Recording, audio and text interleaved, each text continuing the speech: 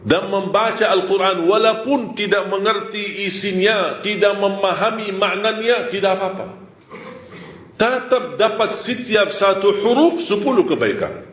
Jadi kalau jemaah sekalian membaca, tak faham sama sekali, hanya baca saja, tetap mendapatkan setiap satu huruf 10 kebaikan. Alif lam mim bukan satu huruf. Alif satu huruf, lam satu huruf, mim satu huruf. Satu huruf satu kebaikan dilipatkan 10 kali lipat menjadi 10 kebaikan. Rugi kita diberikan kesempatan yang mulia seperti ini. Mana ada amal atau bacaan sebuah kitab atau apa saja kita hadis pun belum tentu dapat 10 kebaikan. Hanya Al-Quran satu huruf. Bukan saat satu kali baca dapat 10 kali lipat. Dia menghitungkan berhurufnya. Kita mendapatkan 10 kali lipat. Sayang sekali jemaah sekalian berhari-hari lewat tidak baca Al-Quran. Sedangkan fasilitas dan kemudahan ada di tangan kita. Tak bisa baca Al-Quran karena alasannya masih buta huruf atau berbata-bata. Jangan khawatir, ada berita gembira di hadis yang diriwayatkan Imam Muslim. Rasulullah SAW bersabda, "Walladhi yaqra'ul Qur'ana wa yatata'ta'u fihi wa huwa 'alaihi syaq lahu ajran." Barang siapa yang membaca Al-Quran dan dia mendapatkan kesusahan sambil berbata-bata dalam bacaannya, apa dapatnya? Apakah dosa karena berbata-bata? Kesulitan dalam membaca, apakah itu dosa? Kata Rasulullah SAW, tidak, itu 2 pahala. Falahu ajran. 1 pahala karena dia mau membaca, 1 lagi karena kesusahan dan kesulitan yang dia hadapi saat membaca. Mohon maaf, tidak bisa baca sama sekali. Alhamdulillah masih bisa simak, dengar.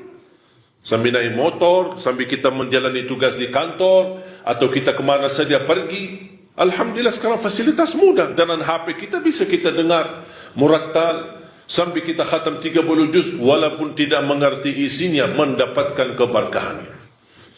1 ayat kalau kita jaga setiap habis salat fardu dan ketika mau tidur, sebagaimana bersabda Rasulullah SAW, "Man qara'a ayat al-kursi dubura kulli salatin laysa bainahu wa bainal jannati illa yamut."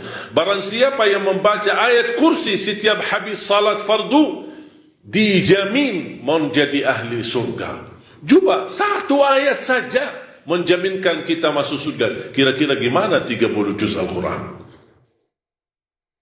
Dan selalu saya sampaikan kepada jemaah, kalau seandainya buru-buru, lagi ada rapat, ada meeting, ada urusan mendadak, tak bisa berlama-lama di masjid, tak apa-apa, habis istighfar, langsung baca ayat Al-Kursi, terus habis itu jalan. Terus gimana subhanallah, walhamdulillah dan zikir-zikir yang lain? Tak apa-apa, sambil jalan pulang bisa kita jalankan zikir itu. Asal jangan tinggalkan ayat kursi setiap habis salat, karena itu jaminan mendapatkan surga Allah Subhanahu wa ta'ala. Saya harap jemaah sekalian, kita mempersiapkan diri mulai sekarang. Jangan menunggu Ramadan yang datang, karena belum tentu bertemu Ramadan. Tidak ada yang punya jaminan punya umur sampai bulan suci Ramadan. Makanya saya harap, kalau tidak bisa 1 juz dalam 1 hari, minimal mulai harimu baca Al-Quran, tutupi harimu dengan membaca Al-Quran.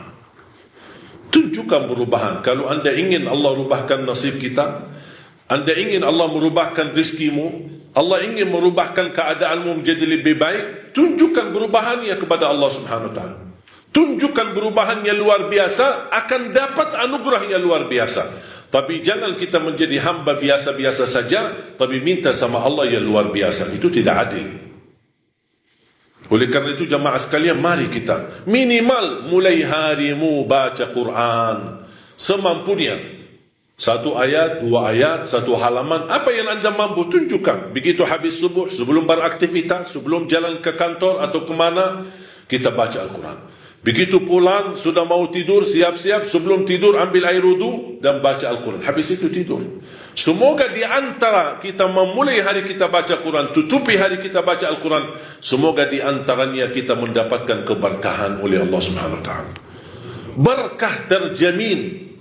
Saya belajar dari ibu saya, setiap hari tidak pernah lewat pasti khatam suratul Baqarah. Setiap hari. Karena Rasulullah SAW bersabda, "Alaikum bi suratil Baqarah, fa inna akhdaha barakah wa tarkuha hasrah wa la tastati'uha al-batalah." ambillah suratul Baqarah, jagalah suratul Baqarah. Barang siapa yang membawa suratul Baqarah, sesungguhnya dia telah membawa keberkahan. Dan barang siapa yang meninggalkan suratul Baqarah, kata Rasulullah SAW, akan menyesal. Kira-kira mau mendapatkan keberkahan atau membawa penyesalan?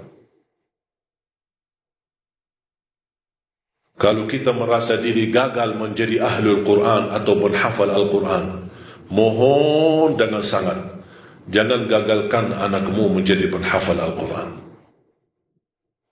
Saya kagumi dan terkejut ketika melihat anak-anak hafiz Indonesia, rata-rata dari orang tua yang awam, orang tua yang buta huruf, orang tua petani, orang tua yang tidak punya kemampuan. Bahkan ada orang tua yang tidak pernah belajar sama sekali Al-Quran.